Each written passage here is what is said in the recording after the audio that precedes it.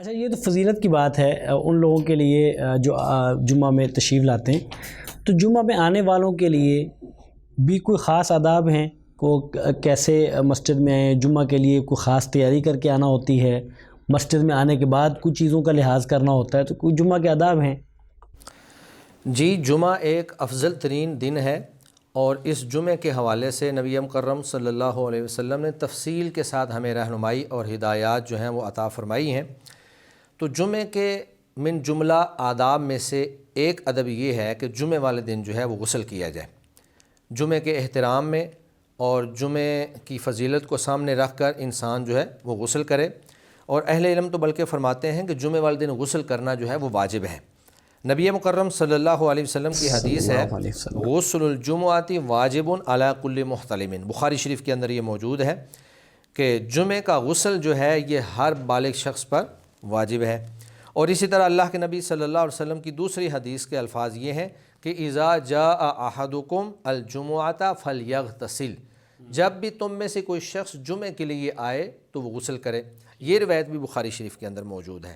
تو گویا کہ پہلا ادب یہ ہے کہ آپ غسل کر کے نہا کر جمعے کے لیے تشریف لائیں. اچھا، اس میں ایک سوال یہ ہے کہ جب ہم کہتے ہیں نا غسل کر کے آنا، تو غسل کرنا اس سے مراد کیا ہے؟ ایک غسل وہ ہوتا ہے جو فرضی غسل ہے نا، وہ اس کا ایک خاص مطلب اس کے بھی آداب ہیں. جی جی، آپ اس سے مراد وہ والا غسل ہے یا عام جیسے نہانا ہے، جیسے عام دنوں میں ہم واجب غسل نہیں کرتے، نہاتے ہیں، تو اس سے کیا مراد ہے؟ میں پوچھنا ہی چاہتا ہوں. اصل میں بعض لوگ یہ کہتے ہیں کہ آپ جب بھی غسل کریں نا، یعنی جب بھی نہائیں، جی جی، تو آپ اسی طرح نہا لیا کریں جیسے غسل جنابت کرتے ہیں، یعنی مطلب اس کیفیت کے مطابق کر لیں. تو کیا یہ ٹھیک ہے؟ اصل میں وہ ایک الگ سوال بن جاتا ہے، اس کو میں انشاءاللہ بعد میں دیکھتا ہوں. پہلے یہ آپ ذہن میں رکھ لیں کہ غسل جنابت اور غسل جمعہ یہ دو الگ الگ غسل ہیں. درست ہے. جو غسل جنابت ہے وہ تو آپ نے ہر وقت کرنا ہی کرنا ہے. یہ خاص طور پہ جمعے کے حوالے سے اللہ کے نبی صلی اللہ علیہ وسلم نے غسل جمعہ بیان فرمایا ہے کہ آپ کے اوپر غسل جنابت واجب ہو یا نہ ہو، آپ پہلے سے پاک ہیں، آپ کو غسل کی ضرورت نہیں بھی ہے، تو آپ نے جب جمعے کے لیے آنا ہے تو آپ نے غسل کر کے آنا ہے. اس سے مراد نہانا ہے، عام جو ہم روٹین میں نہاتے ہیں، اس سے مراد نہانا ہے. ٹھیک ہے. اور وہ آگے جو آپ دوسری بات کر رہے ہیں کہ اس کا طریقہ مختلف ہوگا، تو غسل اصل میں اگر تو آپ چاہتے ہیں کہ میں مسنون طریقے کے مطابق ہی غسل کروں، پھر بے شک وہ غسل جنابت ہو یا ویسے نہانا عام نہانا ہو، تو آپ اس کے طریقے کے مطابق اگر غسل کریں گے تو انشاءاللہ آپ کو سنت پہ عمل کرنے کا ثواب مل جائے گا.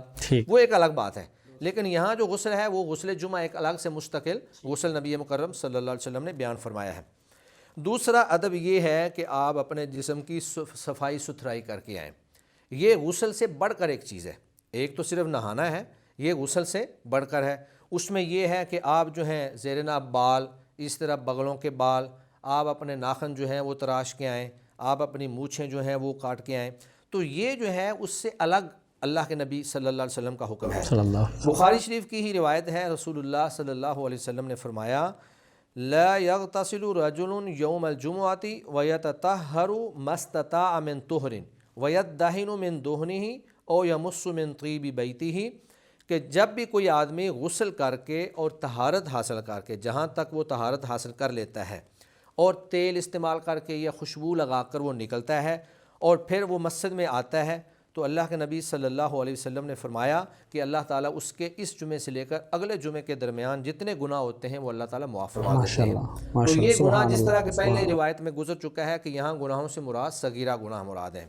تو اہل علم جو ہے وہ کہتے ہیں کہ یہاں جو اللہ تعالیٰ نے اللہ کے نبی صلی اللہ علیہ وسلم نے جو زائد طہارت کا حکم دیا ہے، اس سے مراد غسل سے بڑھ کر زیر ناب بالوں کو صاف کرنا، یا اپنے بغل کے بالوں کو صاف کرنا، یا اپنے ناخنوں کو تراشنا، یا اپنی مونچھوں کو کاٹنا، یہ اس سے مراد ہے. تو یہ ایک دوسرا ادب ہے.